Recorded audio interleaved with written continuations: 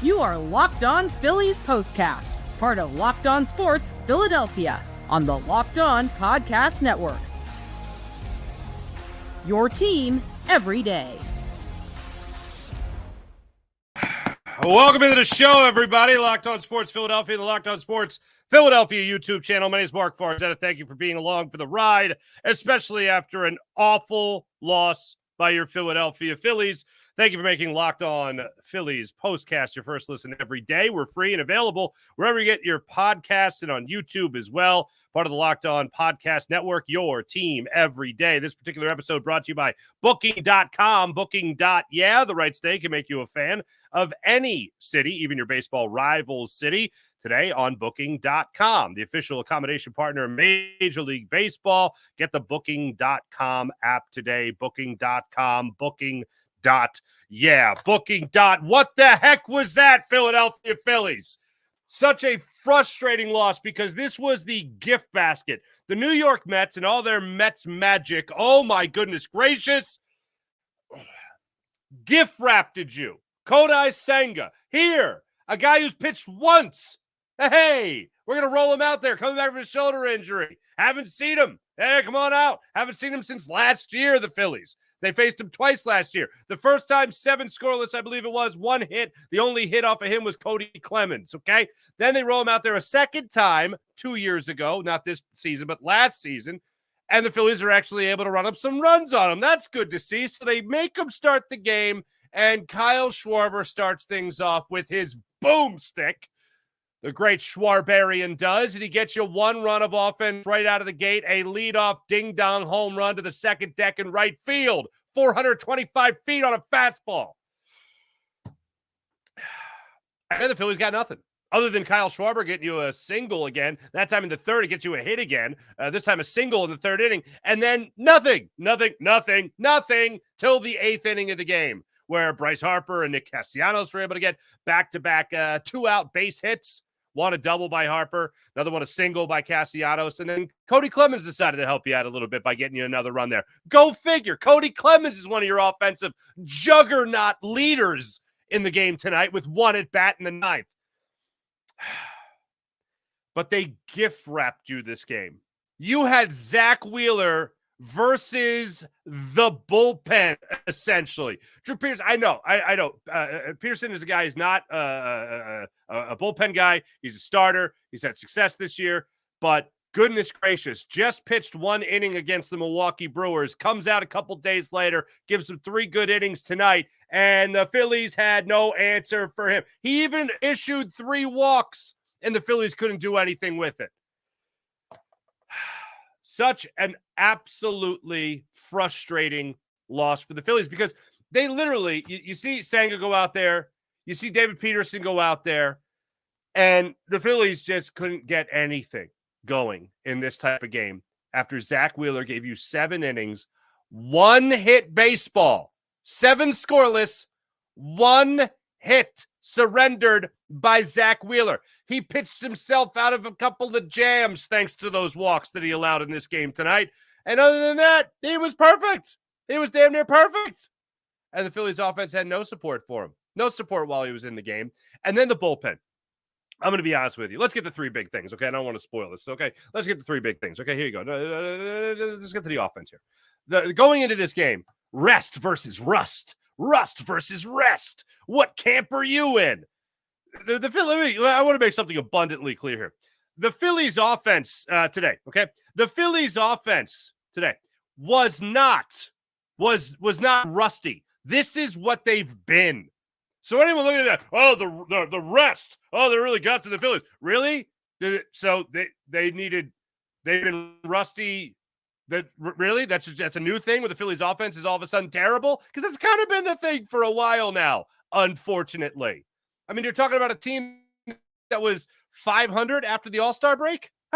Okay. A team that was 2 games over 500 since they came back from London town, while the New York Mets just turned their complete season around since they got back from London. I don't know what pub they went to over there, but that one seemed to work wonders for them. Not so much for the Phils, unfortunately. So watching this Phillies game play out tonight, the offense was obviously the most frustrating thing. So number one for me is public enemy number one is Phillies offense. 2 runs in a bullpen game against the New York Mets. You've scored runs against Kodai Senga before. You've scored runs against David Peterson before. He was part of the 12 run affair from a couple of weeks ago in the only game that the Phillies won against the New York Mets in that last series they faced each other in the regular season. Man, that feels like a year ago. And the longer this game went on with the Phillies offense not responding, with the Phillies offense not offering much support for Zack Wheeler other than the leadoff batter of the game for the Phils, Kyle Schwarber's home run, the longer that went on, the more confidence I had that the Phillies were going to blow this game.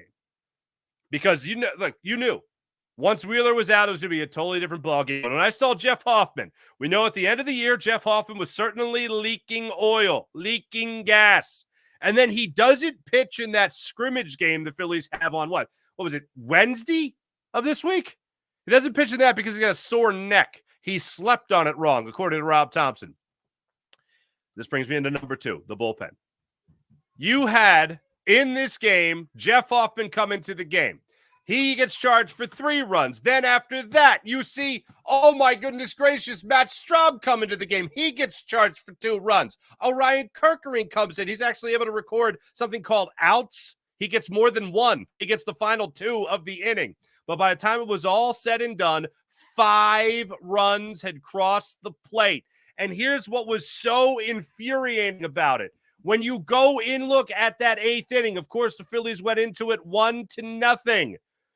You know the phrase, 2-out lightning? Let's get a little 2-out lightning here. The first 2 batters of the inning get out, right? Little 2-out lightning, right? Little 2-out lightning. Forget about that for a second. Let's talk about 0-2 lightning, okay? Let's talk about 2-strike lightning. 0-2 lightning. Here's how it went. Hoffman against Alvarez. He allows the single off him. Bader goes up there and he pinch runs for him. So that's the way that started. Wasn't an 0-2 count yet, but wait, there's plenty more. Francisco Lindor down in the count 0-2. He works a walk after making it a full count. That's fun. So now you got 2 runners on with nobody out, first and second in particular. Then Vietos goes up there. He gets the RBI single. What was he down in the count? Oh my goodness gracious. He was down 0-2. He got a slider that just hung up on the outside corner, and he put it into the outfield for the RBI single. Then it's second and third with nobody out after tying the ball game out. Strahm comes in. Hoffman goes out. Brandon Nimmo steps up to the plate. He gets an 0-2 slider that doesn't get down quite enough. He puts it into the outfield, left field more specifically,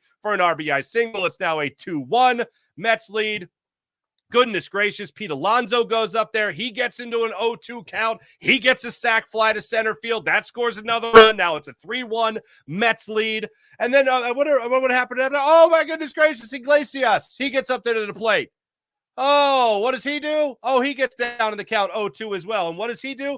He only fouls off 8 pitches and then works a single to win a 10-pitch bat after being down in that count 0-2. Then Martinez gets a single for an RBI single to make it a 4-1 game. And then Marte gets a sac fly. Bing, bang, boom. 5-1 off the combination of Jeff Hoffman, Matt Strahm, who has actually been dependable, and Jeff Hoffman for the majority of the year. I mean, an all-star. He's been dependable as well. As of late, a little shaky. And then Orion Kerkering, unfortunately, got to him a little bit there with a couple of sac flies, with a single and a sac fly. But a very, very frustrating loss for the Phillies. And again, the number one reason why it's so damn frustrating is because this was a gift wrap game. This was, you got Zack Wheeler going against the bullpen? All right, offense, give me 3 runs. Maybe it's a different story with the bullpen. They still were going to get taxed as well. I don't know. But it just looked like if your name wasn't Kyle Schwarber or Zack Wheeler, or Cody Clemens, who batted 1,000 in the game tonight. If you weren't that, then you weren't doing your thing.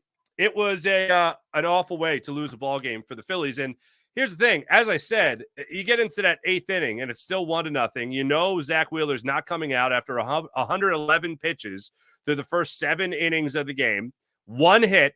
You know he's not coming back out there for the 8th inning after 111 pitches. You know that's not happening. So the Mets are probably just there like, let's get to that bullpen. Let's get to that bullpen. They got to the bullpen, and then they got to the bullpen. You know what I mean? That was pretty pathetic. there were a couple of instances in particular that were so frustrating with this Phillies offense. We'll get to those coming up in a second, but I do want to highlight something here because this also shows how good Zack Wheeler was tonight. I mentioned the 111 pitches that he threw tonight. 30 of them he got swings and misses on. 30 swings and misses. That's the most by a Phillies pitcher since it's been recorded, according to Todd Zolecki of MLB.com. Since it started being recorded in 2008, Cole Hamels had the previous record of 27, and that was during his no-hitter against the Cubbies. So this is regular season and postseason. And then it's the most, I think, in the postseason. I think Bob Nightingale of USA Today put it out there, or maybe it was Jeff Passan. Most in the postseason since Garrett Cole did it with the Astros. Yeah, in 2019. So it had been a minute.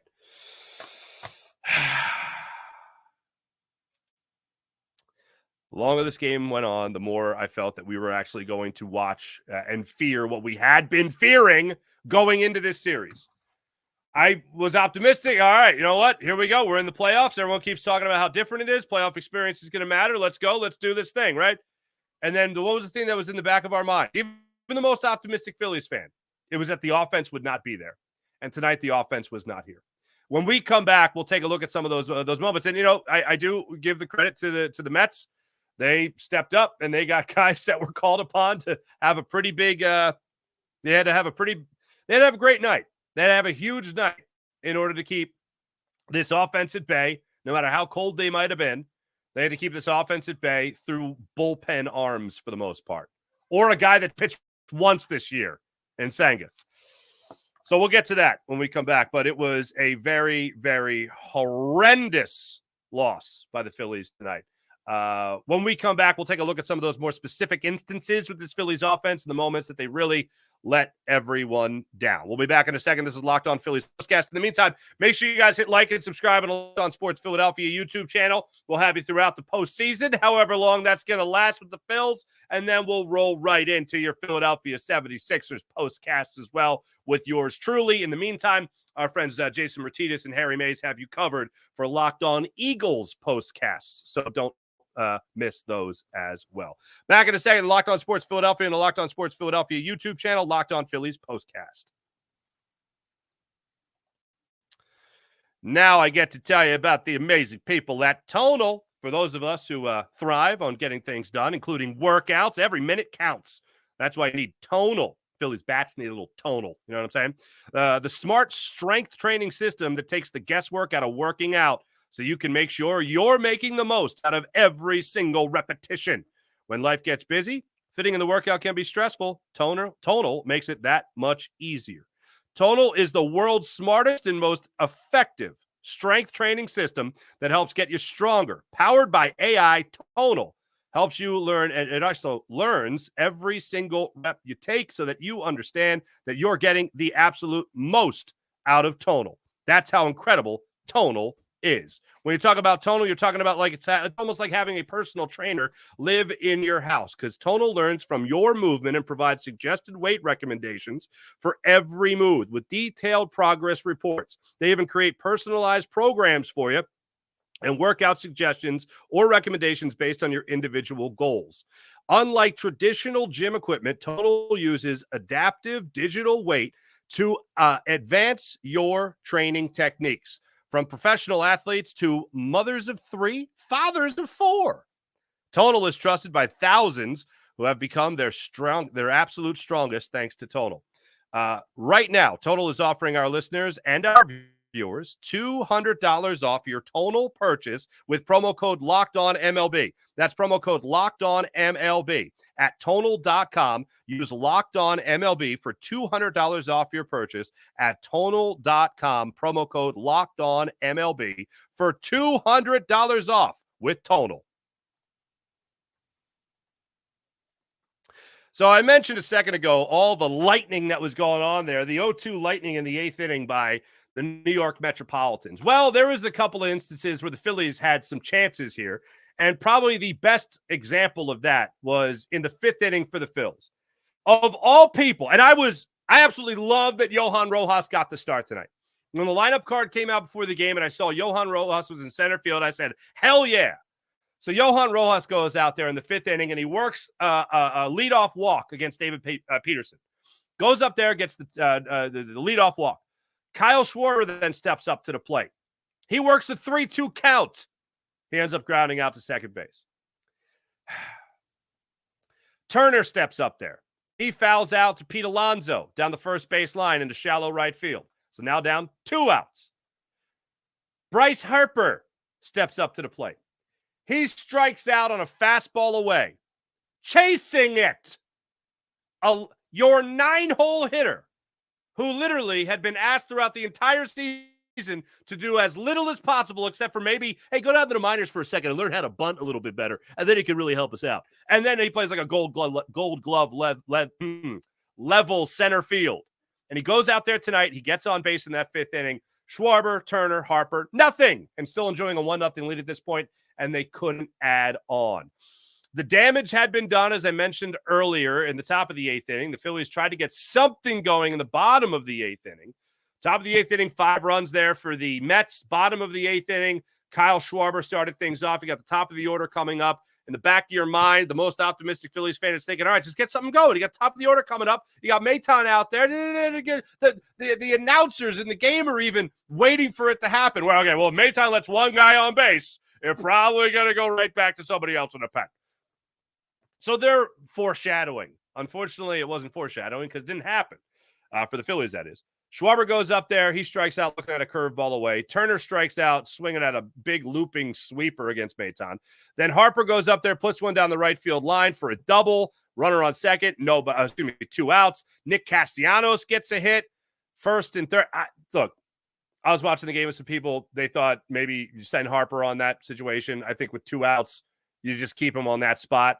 They did keep him on that spot. You had first and third with 2 outs.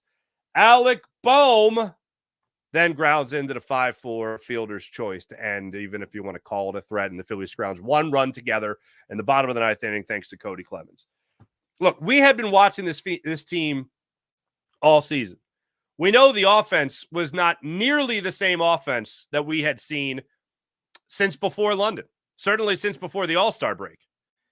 And you're looking at these scores towards the end of the season. You're seeing against the Cubs, they got a 6-run game. They got a 9-run game. All right, something's going. Then they go up against the Washington Nationals. 4 runs over a 2-game span there. Then they actually explode in the final game of the season for 6 runs. They go up against these New York Mets before that Cubs series where they lost 3 of 4. So tell me about that rust part again, because this isn't rust. This is bad offense. First game against the Mets, they lose in that 10-6 shootout, if you will. Then they go up there against the Mets again, and they win 12-2. All right, they got something going there. Then 6-3, 2-1. 4 runs in those final 2 games against the Mets. That ain't going to cut it. That ain't going to cut it. Talk about a wildly inconsistent offense. What was our big fear, Phillies fans, going into this series? It was that you were going to, and I even said this, I got all the confidence in the world in starting pitching. This Phillies team is not going to get, if they get the early exit, if they get bounced out in the first round of the playoffs, it's not going to be because pitching was terrible. It's going to be because they didn't hit. Now, although the bullpen got in this game, still the biggest frustration point for me is this offense. Because this offense, when it's hot, can slug. But I guess you could say that against any offense, with any offense. But not many offenses are paid this much to slug and then don't slug. Instead, strike out. Instead, grounded into some double plays. There was one instance there where I really did think that the Phillies were going to win this game, and it was beyond the point, actually, of the Kyle Schwarber home run. I thought, oh, man, maybe they will win this game 1-0. Because I had no confidence that the Phillies were going to light up the scoreboard. When it got to be about the 6th inning, I was like, nah, I'm not going to do a lot tonight, unfortunately, with the bats. So maybe it's going to be all pitching tonight. And the one instance that I actually felt really good was in the 4th inning. And there was a situation where Zack Wheeler found himself into some trouble. Vientos went up there. He got the leadoff single to left field in the 4th inning. Brandon Nimmo worked the walk. First and second, nobody out. Pete Alonso strikes out looking at the fastball. And then Iglesias grounds into the 6-4-3 double play. Or excuse me, 4-6-3 double play to end the 4th inning. And I thought it was an 18-pitch inning there for Zack Wheeler. All right, get through this the rest of the way, and you'll be good to go. Zack Wheeler then went out there in the 5th inning, got Winker to go out there. It was at 57 pitches to start the 5th inning, got Winker to ground out to 3rd. Then Marte got hit by the pitch in the forearm. That did not look like that was fun. Taylor then struck out on an inside splitter, and then Alvarez struck out on a 2-2 sweeper. And that was another instance where I thought, okay, you got a one-out base runner. Could something happen here? And Zack Wheeler slammed the door. Lindor in the 6th inning led off with a walk. Wheeler was able to slam the door shut after that, including 2 strikeouts, one of Vientos of the 3-pitch fastball, and then Alonso on a splitter. Got him to chase that as well. That's where I felt like it was going to be all pitching. And I had confidence that Hoffman was going to go out there and do his job. Thought Strahm might come in to start things off, but it was Hoffman. Then they went to Strahm, and it turns out nobody could really slam the door. Even Orion Kerkering, who got out of it, still gave up a hit in his outing. This was the fear that we had going into the playoffs, that you'd see a gem from Wheeler or Sanchez or even Nola, and that the offense would not be there to support them. And that's exactly what we got tonight. The other thing that sucks, and if you're being honest with yourself, I mean, look, you could be a Phillies fan and you could hate the Mets all you want. You and I are in that same boat. But when it comes to just about any opponent, I still got to respect what they've been doing. And the Mets have not been the same Mets. This Mets team is not the same Mets team that choked in that, last 2 weeks of the season, it was up 7 games on the Phils. The Phils came roaring back to win the division in 2007, and they did the same thing in 2008. Like, this is not that Mets team, unfortunately. This is a much different Mets team. This is a Mets team with comeback wins left and right through the entire season. This is a Mets team that came back on the Brewers in the wild card round of the playoffs. This ain't even, forget about your dad's or your grandpop's Mets. No, it's not. It's the Mets right now, which sucks. Because now you're looking at Luis Severino, who pitched very well against the Phillies a couple of weeks ago. You're hoping Christopher Sanchez can get by the Mets. I think it's the right decision, by the way. As much as I'd love to say Aaron Nola is the number 2 starter, Aaron Nola should be starting the second game. It's not so much Nola as much as it is Sanchez. I got a lot more confidence of Christopher Sanchez winning here in Philadelphia than I do with him at Citi Field. I got a lot more confidence with Aaron Nola winning on the road than I do with Aaron Nola, or than I do with the Christopher Sanchez, obviously. I think Rob Thompson, I'll say it right now before we even do tomorrow's postcast, that Rob Thompson made the right decision. Tonight, he absolutely made the right decision. And as far as his lineup card tonight, as far as his bullpen usage tonight, I didn't have a big problem with any of it. Offense has to hit. Bullpen arms, especially guys that are at an all-star level, have to perform at an all-star level. This is why you get those accolades during the regular season, so you produce and do your job in the postseason. There's no Craig Kimbrell to blame in this scenario. It's all about the offense. You're now talking about 2 Zack Wheeler starts against the Mets where he has tossed gems over 7 innings. I know Brandon Nimmo took him deep in their last regular season meeting, but you got to make sure you go out there and you get him runs. That's your job. You know that you have a starter that is going to limit the offense, the opposition's offense, to 2 runs. In this case, 1. Excuse me, in this case, 0 runs, 1 hit. What am I saying? And the offense did not have his back. I was doing this, so you see everything over to, I guess it's my left. Yeah, so boop, this stuff right here. A lot of this is stuff I didn't have to change from the last time Zack Wheeler started against the Mets. So it saved me some time getting ready for the postcast, I guess. When we come back, we'll take your comments on this game tonight, and we'll have some we'll vent. We'll vent our frustrations is what we'll have. In the meantime, make sure you guys hit like and subscribe on the Locked On Sports Philadelphia YouTube channel. That's like and subscribe on the Locked On Sports Philadelphia YouTube channel. We got you covered here for your Phillies, Sixers, and Eagles postcasts. I got you for your Phillies through the rest of the postseason, however long that is, and for your 76ers, which are right around the corner. In the meantime, Harry Mays and Jason Martinez have you covered for your Locked On Eagles postcasts right here on Locked On Sports Philadelphia. This is Locked On Phillies postcast. Make sure you like and subscribe on the Locked On Sports Philadelphia YouTube channel. Back in a second. Booking.com. Yeah. This episode of Locked On Phillies Postcast is brought to you by Booking.com. Booking.yeah. Explore those U.S. cities you've always secretly wanted to learn more about. You know, other baseball cities, maybe even your rival's city. With hotels, bed and breakfast, vacation rentals, resorts, and so much more on Booking.com, you might just find your perfect stay even in your baseball's rival city during the postseason. Hey, who doesn't want to go to Flushing, New York? Maybe it's time to taste test some of your opposing ballpark's cuisine. I don't know what they eat at Citi Field, but maybe you could book something on Booking.com and you can find out for yourself.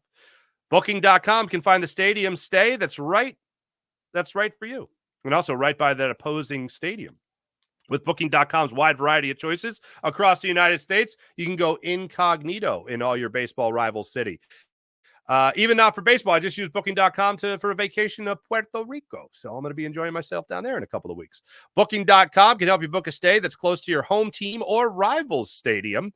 No matter what team you're rooting for this postseason, Booking.com can make you a fan of any U.S. city, from hotels that look over stadiums to family-friendly resorts to cute bed and breakfasts. Booking.com has so many choices across the United States. The right stay can make you a fan of any U.S. city, even your baseball rival city. Go to Booking.com. That's a booking.yeah. Let's get into the chat check and see how wonderful people are doing on this fine, well, what was a fine Saturday night. Let's get into it. I love when you guys start the chat before I'm even here. Zack Wheeler is wheeling and dealing, so this must have been like the 6th inning. Thank you, Morgan. Morgan again, this is sad. The last 2 gems Wheeler threw against the Mets offense gave him nothing. John Marinelli, thanks for an entertaining season, mi paisano. But this team is cooked. Grazie mille, John Marinelli. Me dispiace, fratello. For the Metagons, that means, no, I'm just kidding. All right, Morgan Landy, hello again. This is a joke. Schwarber sends the bank into a frenzy, and the offense does nothing but swing and miss the whole game, and our bullpen chokes. John Kruk's Twitter feed. Hoffman, Strahm, Kerkering, Craig Kimbrell, flashbacks. Don't think we're winning. We need this one. Oh, I didn't even say this yet. Yeah, I don't think we're winning either. I don't think the Phillies are winning this series. Hey, look, Christopher Sanchez, go out there, do your thing, man. Do your thing.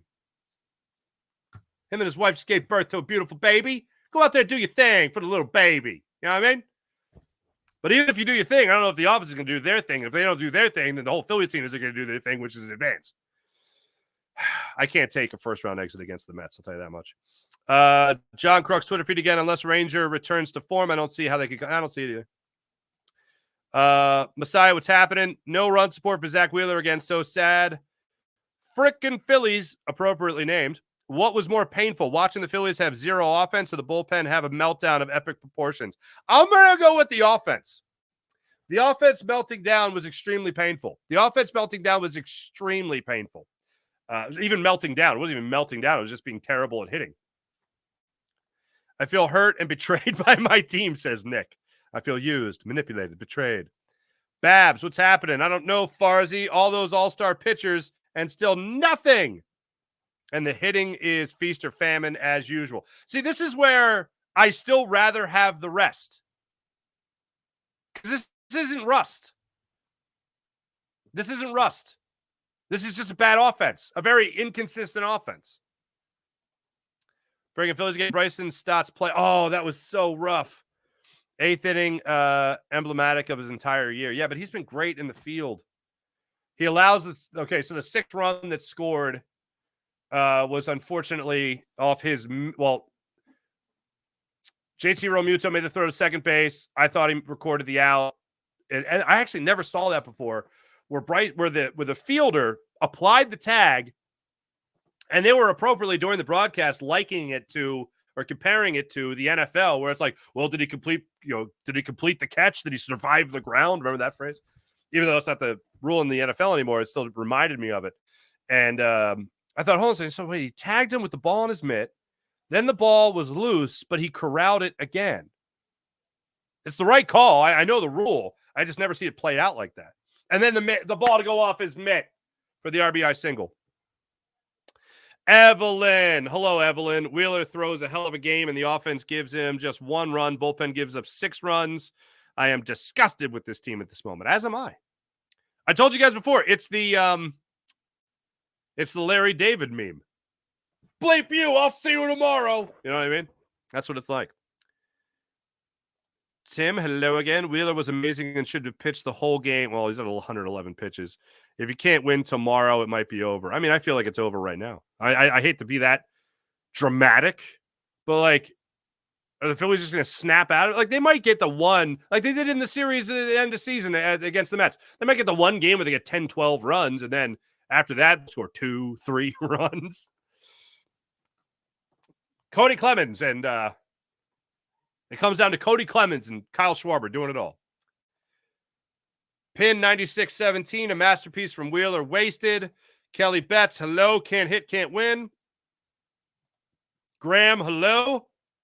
Embarrassed ourselves today. Every single player needs to apologize to Wheeler. Dr. Drew, need you, Dr. Drew.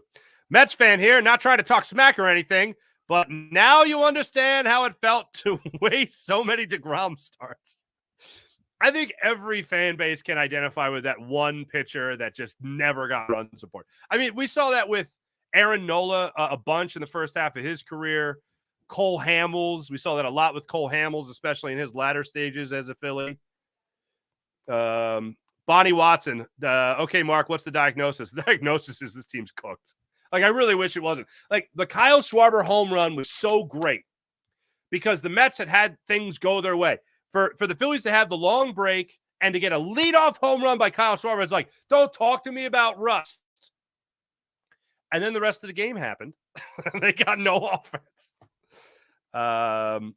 Jump party on the Ben Franklin. All right, Darkwing Duck. Michael Lamentilla. Ha ha ha ha ha ha ha ha ha ha ha. Nice job by the bullpen. Thank you, Michael. Mets fan much? Unless you're just a Phillies fan that's lost his mind. I don't know. Michael D. Casey, I'm sorry. The bats go cold, cost them a game. Goober will cost them one game. All right. Mike D. If they don't have a miracle turnaround to win this series, major changes must be made. Yeah, I agree. Existentialism tyrant, pathetic. Get them tomorrow. Bats better wake up. Mark, hello, Mark. Do you go Carcetti or do you go Carcetti? Something or nothing has changed. One run and slept the rest of the game. Wheeler pitches brilliant. Insert bullpen implosion. Ugh. Yeah. Mediocre professor. Great name. Great reset has yet to take place. The great reset. Yeah. Oh, Goober is the Phillies manager. Thank you, Casey. Appreciate it. Farzy, this Met team is different. I agree. Bat silence is fly high 79.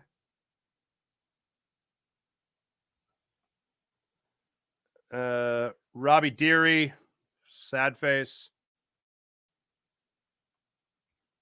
Pat Henry, if this keeps up, this lineup needs to be abolished. Unfortunately, for some reason they all can't seem to keep consistent bats. Yep, that's kind of hardcore for all. Have to blame the bats. Neutered your home field advantage. Thank you. All right. There's some of these I can't read and should not read. Brandon Kelly, hello. Brutal. Every offensive player should be ashamed. Absolutely. Oh, boy. Bonnie Watson. Think the Amazons are... Oh, God. Think the Amazons are channeling 1969 with You Gotta Believe. Dave Brigham. I totally agree with you. Losing against the Mets is unacceptable in this fashion. Wasting starting pitching. I just can't lose to the Mets. I can't take a series loss to the Mets. Like, I don't know what it needs to be said, what needs to be done. I know what needs to be done. You need to hit. I could really, you know what I need tomorrow? I need a 10-2 Phillies win. That's what I need tomorrow. Ryan Campbell, Braves suck. Well, there is that. Except that was impressive what they did. Greg Seitz. Farzy, this team had historic pitching before All-Star break. since the pitching came down to earth and this team is a 500 club. Sorry, but that is their pattern. And the hitting has been wildly inconsistent. Bad coaching. Wheeler's been great all year, though. Nola started to be a little bit shaky after the All-Star break.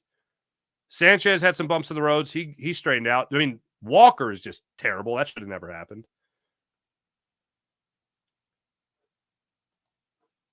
Lauro Bond just pitch around Lindor. Last year was their best shots. Best shots, said Steve Lang. John P, let's go Mets. Good for you. Aldo, LOL, Mets. All right. All right. As far as you can't bench the bar. We're going to lose to the effing Mets. That's kind of what it feels like. Couldn't have been the days. My teams keep letting me down. Couldn't have. That's the person's handle. Couldn't have been the days off, though, right? No. They were bad before then.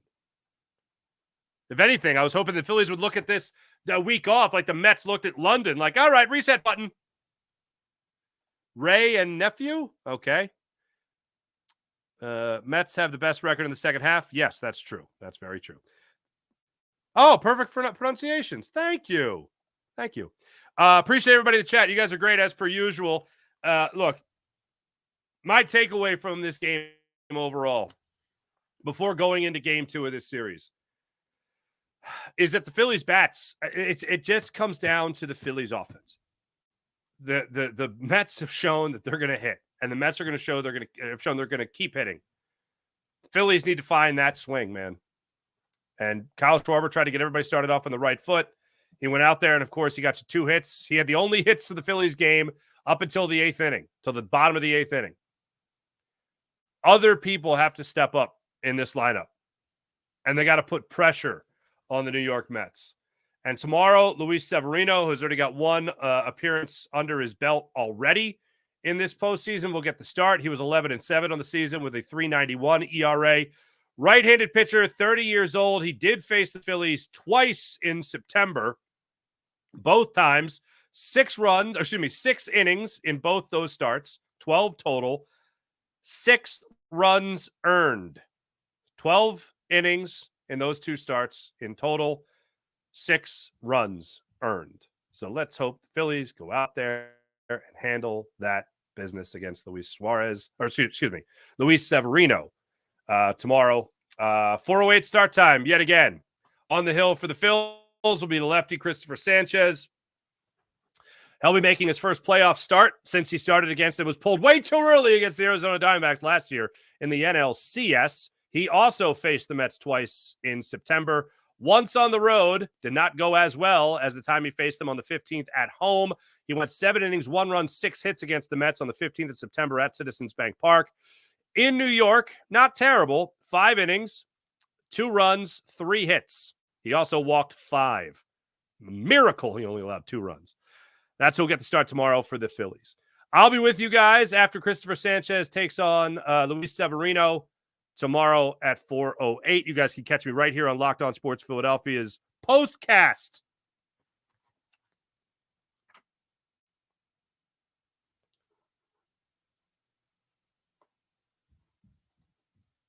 Did I say Carcady was one of them?